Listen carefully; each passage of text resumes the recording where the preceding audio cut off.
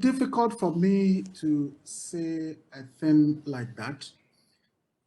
I believe that in terms of personal belief in relation to brilliance, in relation to understanding around public policy issues, I would say yes, my bet will be on Dr. Bawumia in terms of assessing the 5 people in the race now. Of course, I will rate him over Ken, over Uswefrie Akuto, over Adainimo, and who else is the other person in it? Now, the challenge is, it's not just an MPP affair. The MPP thing is basically electing someone. The major thing is about the national elections.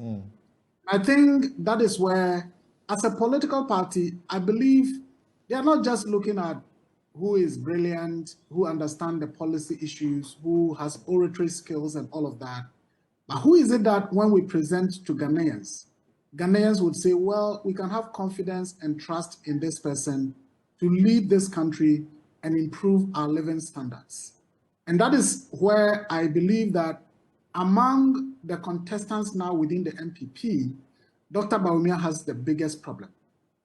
Because as things are now, if you are coming from the MPP, one of the things that you have to be able to do is to actually try to depart from the Akufo-Addo record in order to have public trust and public confidence.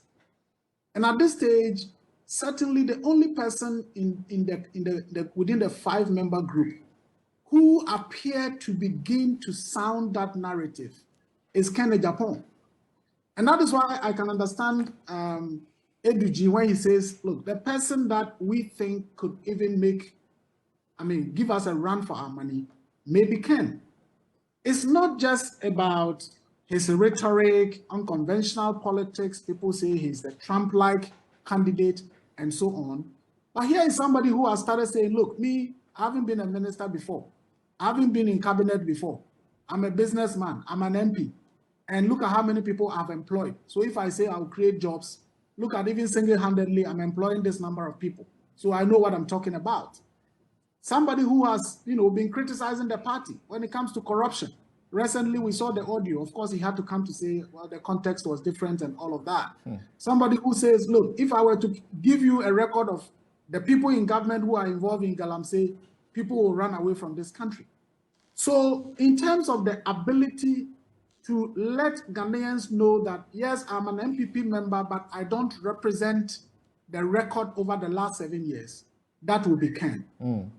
Certainly, Dr. Bawumia will have a difficulty in terms of policy credibility and the trust that people must have in a candidate in order to vote for him. The point there is that the NPP differ with you and disagree with you on the basis that they believe they have a record which is superior, and that's Ukraine and then COVID aside, they would have done a lot more better. And even in the midst of that, there's a lot that they can account for to win an election.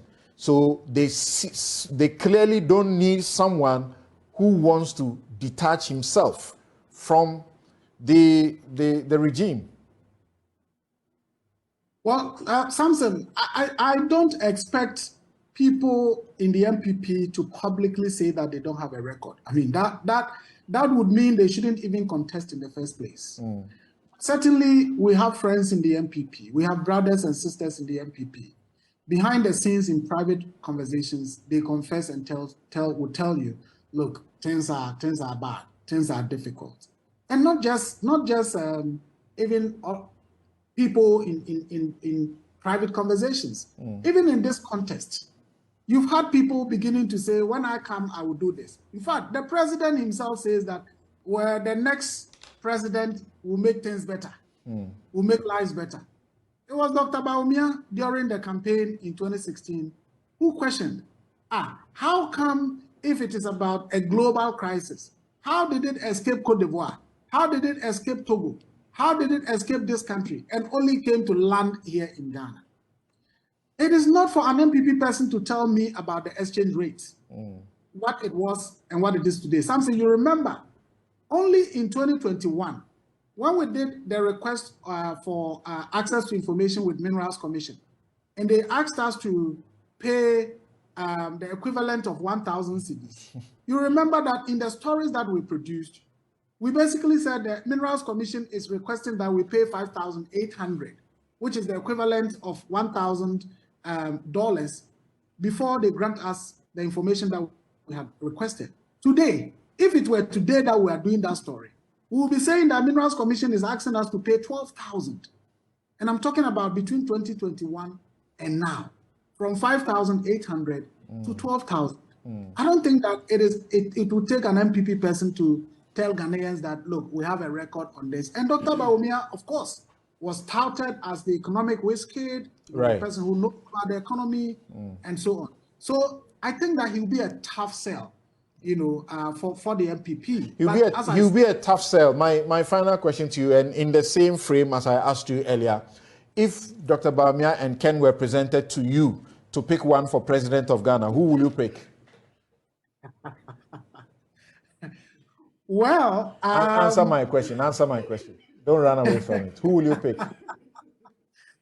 Samson, that would be a tough one for me, because as I've told you, and I need to also really say that as vice president, given the nature of our constitution, one needs to acknowledge that there are certain limitations in terms of what the vice president can do and what he cannot do. I haven't asked if you are supporting any one of them or anything like that. I'm just saying, you are a Ghanaian. If the two were presented for you to pick one, who will you pick? Samson, maybe I will choose to abstain. You choose to abstain. You won't pick any of them.